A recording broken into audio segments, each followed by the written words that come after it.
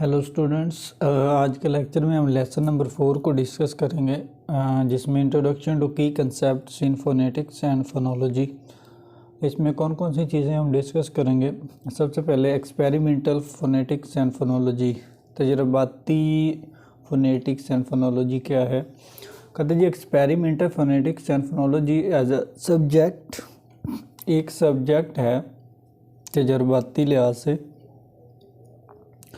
जिसका मकसद integrate research in experimental phonetics, जिसमें तजर्बाती लिहाज से रिसर्च करना फोनेटिक्स के बारे में। Experimental psychology and phonological theory to provide hypothesis based investigation of phonological phenomena. मतलब ये हिपोथेसिस मफरूज़ा जात के बारे में, ये एक्सपेरिमेंटल तजर्बाती लिहाज से इसके बारे में जानना। Of the kind which is standard in the experimental science, although quite a lot of work done in phonetics in descriptive. मतलब अगरचे बहुत सारा काम हो चुका है फोनेटिक्स पे descriptive, providing an account of different language and accent are pronounced, and some is prescriptive, जिसमें स्टेटिंग हाउ दे और टू बी प्रोनाउंस।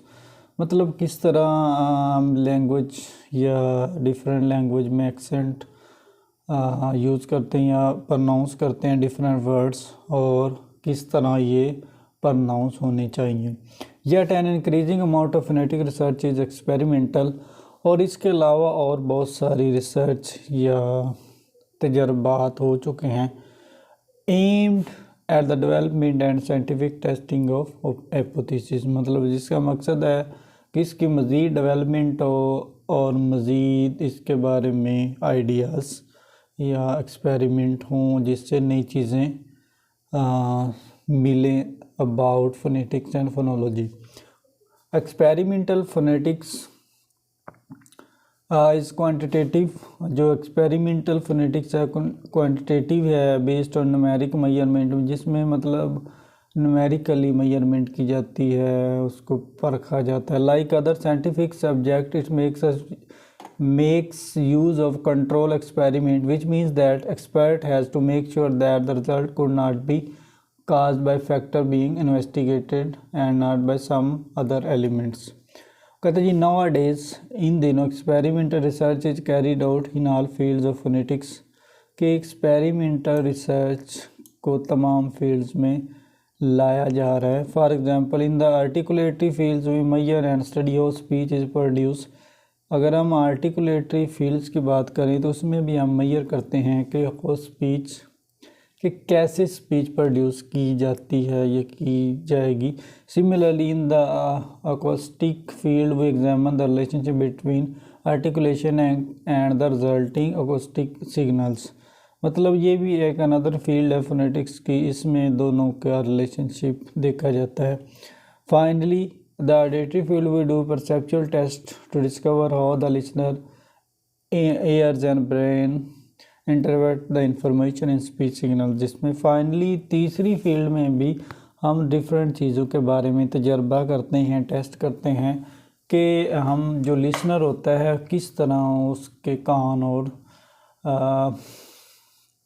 दिमाग में इंफॉर्मेशन पुट होती हैं।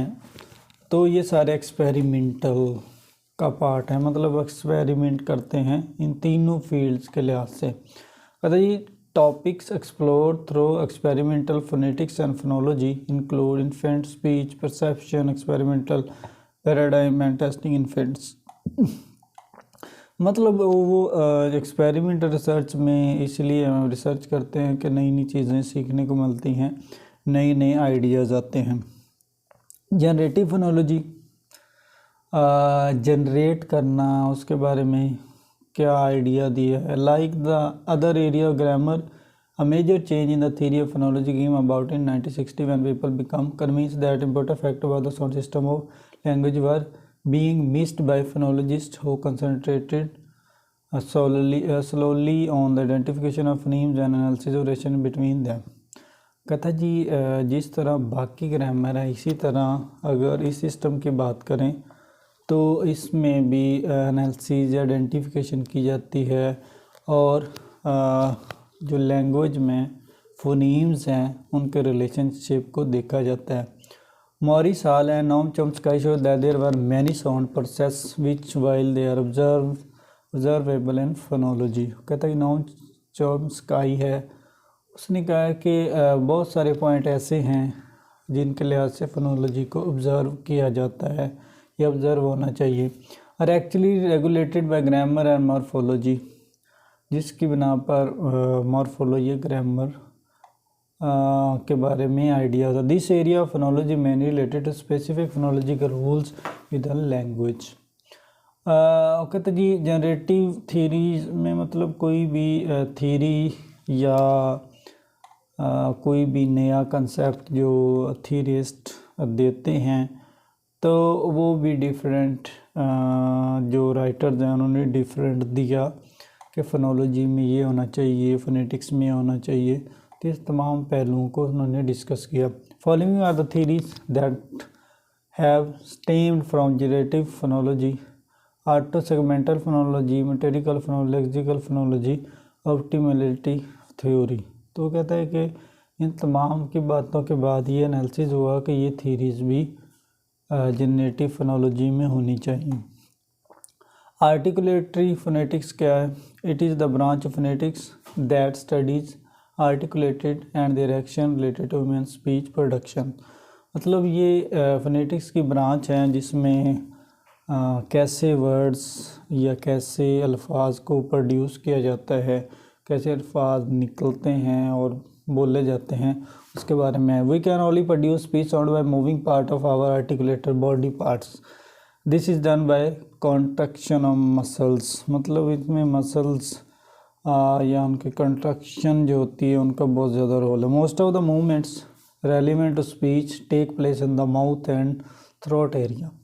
मतलब जब हम बहुत बोलते हैं या पर साउंड प्रोड्यूस करते हैं तो आप हमारे जो दो एरियाज़ हैं, जिस तरह माउथ जो लिप्स हैं, उसके बाद थ्रोट जिसे हम गला कहते हैं, उनका बहुत ज़्यादा अमल दखल होता है। ये ही टोटली इन्हीं पे ही सारी आर्टिकुलेशन हो रही होती है। उसके बाद part of mouth and when speak there are called articulator. मतलब ये माउथ और जो है थ्रोट ये आर्टिकुलेटर है। In this branch of phonetics we study the principal articulators such as a tongue, lips, lower jaw and teeth, velum और soft palate, uvula and larynx. तो ये सारे जो प्रिंसिपल हैं, मतलब ये पार्ट्स हैं आपकी बॉडी के, इनमें वो सारे जो पार्ट्स हैं इन्वॉल्व होते हैं जब आपकी आर्टिकुलेशन हो रही होती है। उसके बाद स्पीच प्रोडक्शन, स्पीच प्रोड्यूस कैसे होती है, स्पीच मतलब कैसे वर्ड्स प्रोड्यूस होते हैं।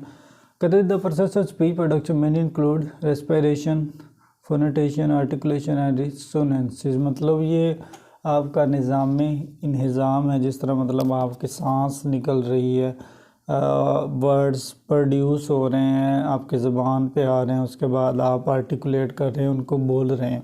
This simply mean that in order to produce speech we need to air stream mechanism so that the process of speech is activated. मतलब आपका मैकेनिज़्म या स्ट्रीम ऑफ मैकेनिज़्म वो एक्टिवेटेड होना चाहिए। उसके बाद कहता है जी the exploitation of air stream at larynx, this process is called phonation and voicing. मतलब आपकी वॉइस और ये वॉइस का सिस्टम टोटली इसमें इन्वॉल्व होता है। उसके बाद as the anatomy of speech some experts such as a Leach Foge highlight the following four main components: the air stream process, the phonation process, the oronasal process and articulative process. तो ये totally जो 4 process हैं ये speech sound में बहुत ही अहम role अदा करते हैं। Air stream process include all the way of pushing air out of your provide energy for speech.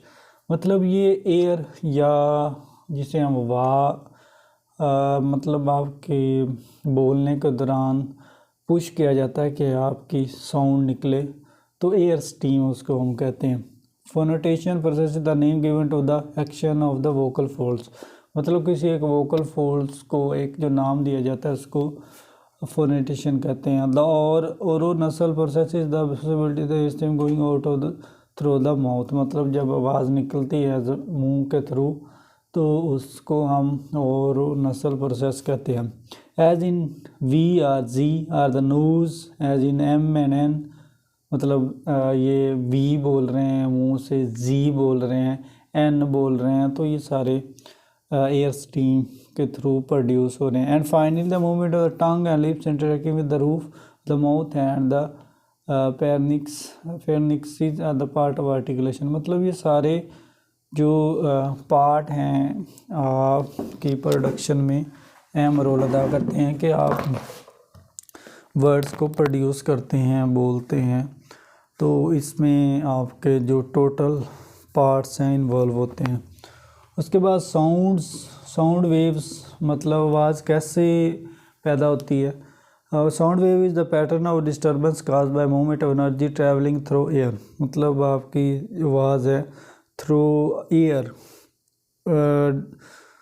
Develop होती है, मतलब जब आप बोलते हैं तो आपकी जो एयर है वो भी साथ इन्वॉल्व होती है।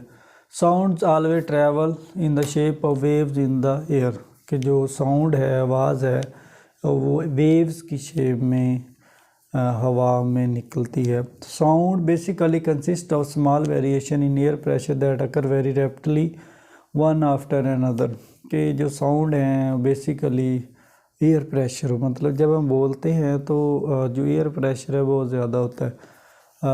उसके बाद मतलब वोकल ऑर्गन्स भी इसमें बहुत अहम रोल अदा करते हैं। मतलब साउंड वेव्स है क्या, बेसिकली साउंड वेव्स में कि कौन कौन से पार्ट्स इन्वॉल्व होते हैं जब आप स्पीक करते हैं, जब बोलते हैं, तो ये सारा प्रोसेस साउंड वेव्स में आता है। वेव्स निकलती हैं, जिस तरह वेव्स होती हैं जब हम साइंस में देखें तो वेव्स एक हवा, मतलब कभी अप्स कभी डाउन, तो इस तरह आपके साउंड सिस्टम भी होता है। और नसल प्रोसेस,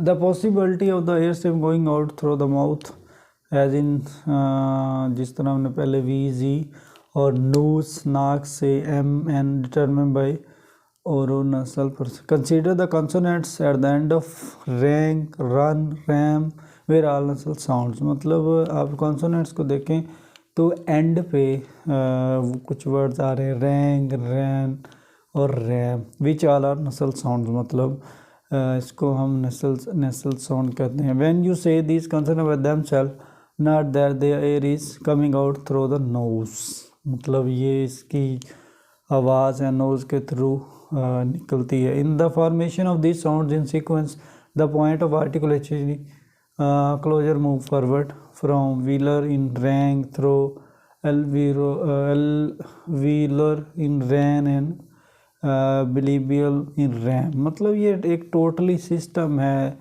जिसके थ्रू आपकी आवाज़ निकलती है, साउंड प्रोड्यूस होता है। एक टोटली प्रोसीजर है जो मतलब एक जिस तरह आप बोलते हैं तो डेफिनेटली एक थोड़ा पूरा सिस्टम है इंसान के अंदर, जैसे आप कोई भी वर्ड बोलते हैं उसकी प्रोनाउंसिएशन और उसकी आर्टिकुलेशन डिफरेंट होती है।